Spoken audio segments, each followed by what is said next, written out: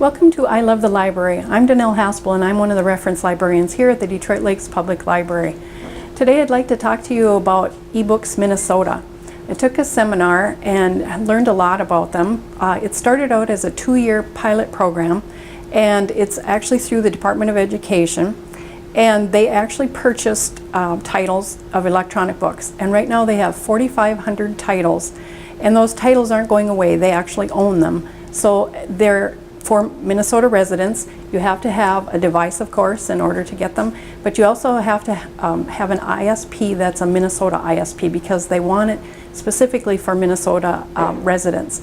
So I'm going to take you through a little presentation on what actually eBooks Minnesota looks like.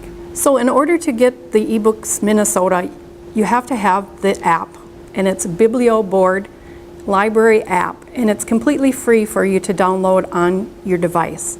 And this is the one, and this is what it looks like. So if you just click into it, you'll see that there's a place where you can sign in. You do want to set up a profile so you can sign into your account, because then you have all of your account information right here under My Board.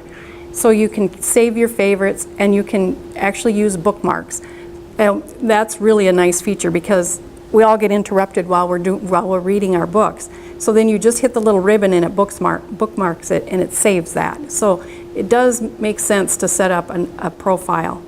So in order to explore, they have it set up so that there are curations, categories, and modules. And I'm just going to go into each one. These are the curations. It's got adult, children's, classics, gardening, history day, middle grades, summer reading for teens. So that's what the curations, the divisions are for that one. Or you can go in under categories. They have art, comics and graphic novels, crafts and hobbies, just all kinds of different categories, health and fitness, history. So you can go in and explore that way. Or you can go in through modules. And the modules are adult, children's, classics, middle grades, and scholarly resources. And if you're doing research, that's the one you want. There's the scholarly resources. So I'm just going to go in, and I'm just going to go in through adults and show you how to choose books. Okay, so here's adult fiction. And then it has collections. And if you're into mysteries, there's mysteries and thrillers. And it has in this collection. And you can see all the books. And I should mention that these books in here are from Minnesota publishers. So most people are going to think, well, there must not be much in there.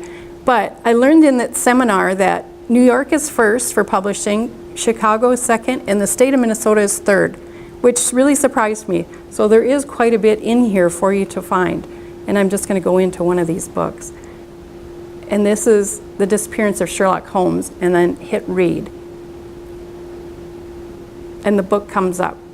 And in order to turn your page, you just hit this little arrow, and it goes different pages, and you can go back to the page before.